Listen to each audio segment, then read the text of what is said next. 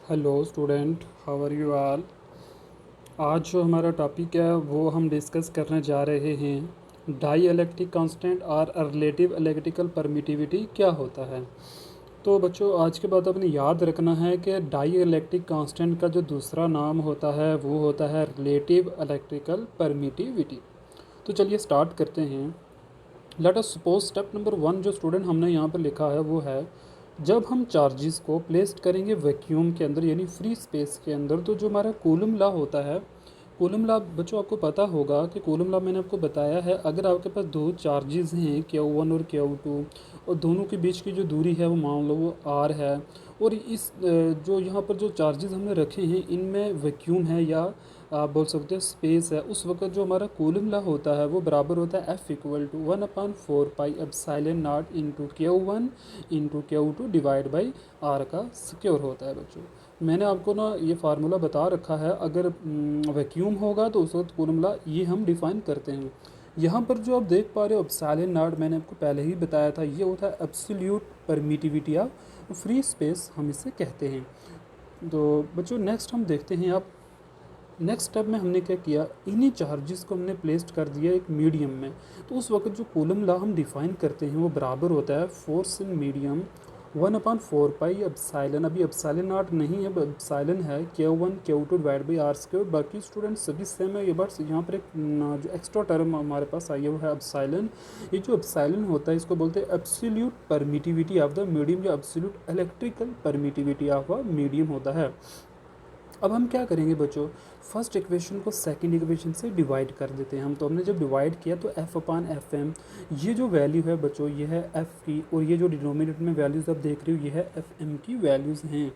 अब यहाँ पर आप देखो जो कौन कौन सी टर्म कैंसिल होती है, तो देखो 1 से 1 कैंसिल होगा, Q1 Q2 cancel, R square से R स्क्वायर डिवाइड हो जाएंगे, और 4π से 4π। तो हमारे पास लेफ्ट क्या बच गया, F/Fm this is equal to epsilon not.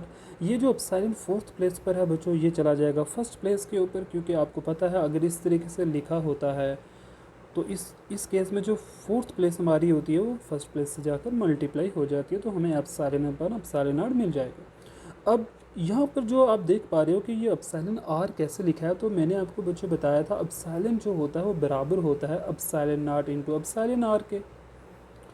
इसकी जो पूरी है ना absolute permittivity of a medium जो बराबर होता है इन दोनों की मल्टीप्लिकेशन, यानी absolute electrical permittivity of medium into relative electrical permittivity.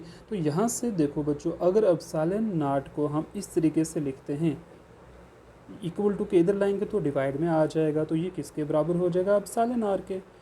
तो इसीलिए यहाँ पर जो ये टर्म है एप्सिलॉन किसके बराबर लिख रखी है, एप्सिलॉन आर के।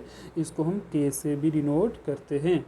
अब ये जो एप्सिलॉन आर है यही हमारा होता है relative electrical permittivity of a medium. इसी को हम बच्चों क्या कहते हैं, डाई इलेक्ट्रिक कांस्टेंट भी कहते हैं, जैसा कि मैंने आपको पहले ही कहा था।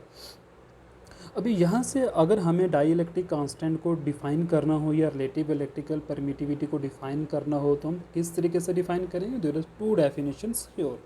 देखो बच्चों, फर्स्ट डेफिनेशन क्या है, relative electrical permittivity of a medium is defined as the ratio of, देखो किस किस की रेशियो है, एप्सिलॉन अपान एप्सिलॉन नॉट की। तो एप्सिलॉन जो है बच्चों क्या है, ये एब्सोल्यूट परमिटिविटी ऑफ मीडियम, और ये है absolute electrical permittivity of free space. इन दोनों की जो रेशियो होगी वही आपका क्या होगा, डाई इलेक्ट्रिक कांस्टेंट होगा। तो वही यहाँ पर हमने डिफाइन किया है, पे is defined as the ratio of absolute permittivity of the medium to the absolute permittivity of free space. तो रिमेंबर इट, जो रिलेटिव इलेक्ट्रिकल परमिटिविटी होती है वह इन दोनों की रेशियो होती है। आल्सो बच्चों ये आपने खुद डिफाइन करना है, क्या है, फोर्सेस। देखो हम इसको और डिफाइन बच्चों क्या करेंगे, हम इसको ये डिफाइन कर सकते हैं कि रिलेटिव इलेक्ट्रिकल परमिटिविटी और dielectric constant of a medium is defined as the ratio of force between two charges in vacuum to the force between the charges in medium. तो इन दोनों की रेशियो बच्चों हमें क्या बताती है, डाइलेक्ट्रिक कांस्टेंट के बारे में हमें हेल्प करती है। आई होप कि आपको ये अच्छे से क्लियर हो गया होगा। नेक्स्ट चलते हैं बच्चे, टॉपिक है जो यूनिट ऑफ चार्ज हमारे पास, ठीक है। तो ऐसा यूनिट ऑफ चार्ज हर बच्चे को मालूम है कूलम होता है। तो हमें इसको डिफ़ाइन करना, तो हम किस तरीके से डिफ़ाइन करेंगे, बड़े प्यार से बच्चों मैं आपको बताऊंगा। देखो हम जानते हैं फोर्स का जो फार्मूला है वो ये वाला होता है। ये फार्मूला कौन सा है, वैक्यूम का। यहाँ पर हमें पता है ये जो वैल्यू है ना 1/4 ये इसके बराबर होती है 9 × 10⁻⁹, बिकॉज ये के बराबर होता है। तो Q1 × Q2 R² वैसे का हम अपनी जगह पर बच्चे सपोज करते हैं कि हमारा Q1 Q2 दोनों 1 कूलम के हैं मैग्नीट्यूड में, और दोनों के बीच की जो दूरी है वो कितनी है 1 मीटर है। तो बच्चे जब हम इस वैल्यूज़ को यहाँ सब्स्टिट्यूट करेंगे तो व्हाट वी गेट, अब देखो फर्स्ट इक्वेशन हमारे पास क्या आ जाएगी, F = 9 × 10⁻⁹ एज इट इज़ ही रहेगी। Q1 की जगह भी 1 आएगा, Q2 की जगह भी 1 आएगा, R की जगह भी 1 आएगा। तो जब इसको हम सॉल्व करेंगे तो जो फोर्स हमारे पास आ जाएगी वो आ जाएगी 9 × 10⁻⁹ न्यूटन। तो बच्चे बड़े ध्यान से अब देखना, ये जो आंसर निकला है इसको मैं आपको समझाने की कोशिश करता हूँ। मान लो आपके पास एक ये चार्ज है Q1, दूसरा चार्ज है आपके पास Q2, ओके, और दोनों के बीच की दूरी 1 मीटर है। लेट अस सपोज बच्चे हम कर लेते हैं। अब अगर ये दोनों जो चार्जेस हैं 1 मीटर की दूरी पर प्लेस कर रहे हैं, अगर इन दोनों चार्जेस ने आपस में कैसी फोर्स एक्सर्ट करी, एक दूसरे पर कितनी फोर्स लगाएंगे, अगर इतनी फोर्स लगाई 9 × 10⁻⁹ न्यूटन फोर्स अगर ये एक दूसरे पर अप्लाई करते हैं, यानी Q1 ने Q2 पर कितनी फोर्स लगाई, इतनी फोर्स लगाई, देन बच्चे आप कंफर्म हो जाएगा कि वो जो चार्जेस होंगे ना वो 1 कूलम के होने वाले हैं, बिकॉज ये 1 कूलम चार्ज ही इतनी फोर्स क्रिएट करता है जब उन दोनों के बीच की दूरी कितनी होती है 1 मीटर के बराबर होती है। तो यहाँ से हमने बच्चे चार्ज को क्या डिफाइन किया, तो हम कहते हैं कूलम जो है यूनिट ऑफ चार्ज, उसको हम क्या डिफाइन करते हैं यहाँ से, hence 1 coulomb is that charge which repel का मतलब है हमने सेम चार्जेस रखे हुए, तो सेम चार्जेस रिपल्शन करेंगे ना एक दूसरे के ऊपर, ये चार्ज है इस चार्ज ने इसको रिपेल करना या इसने इसको रिपेल करना with the force of this, तो हम क्या कहते हैं, hence 1 coulomb is defined is that charge, उस चार्ज को कहते हैं जो क्या करता है, which repel equal and similar charges. Equal बच्चे क्यों कहा, बिकॉज दोनों का जो मैग्नीट्यूड है 1 कूलम है। सिमिलर क्यों कहा, क्योंकि दोनों एक जैसे, दोनों पॉजिटिव हैं। तो अगर हम क्या करते हैं, कहता है hence 1 coulomb is that charge which repels equal and similar charges placed at a distance of 1 metre with the force of this.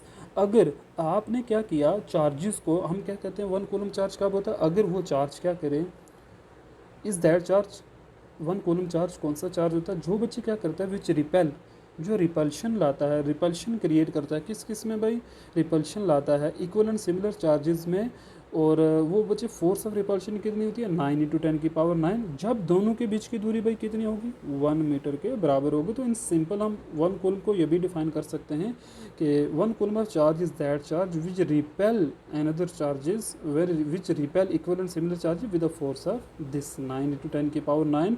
तो बच्चे यहाँ पर आपको 2 चीज़ें याद रखनी है, फोर्स कितनी है और डिस्टेंस कितना होना चाहिए, ठीक है। अगर ये वाली फोर्स होगी और ये डिस्टेंस होगा 2 चार्जेस के बीच में, तो देन आपने कंफर्म हो जाएगा कि दोनों चार्जेस हमारे पास 1 कूलम के होने वाले हैं। अब यहाँ पर देखो एक चीज़ हमने यहाँ पर लिख रखी है, it should be noted that 1 coulomb, बच्चे याद रख लो, एक कूलम चार्ज जो होता है उसमें कितने इलेक्ट्रॉन होते हैं भाई, 6.25 × 10⁸ इलेक्ट्रॉन होते हैं। 6.25 × 10⁻18 इलेक्ट्रॉन होते हैं एक कूलम चार्ज के अंदर। बच्चों आप ये खुद भी मालूम कर सकते हो, क्वांटाइजेशन का कंसेप्ट हमें आता है, हम जानते हैं Q बराबर होता है बच्चों किसके, N × E के। हमें पता है इलेक्ट्रॉन का चार्ज कितना होता है भाई 1.602 × 10⁻⁻19।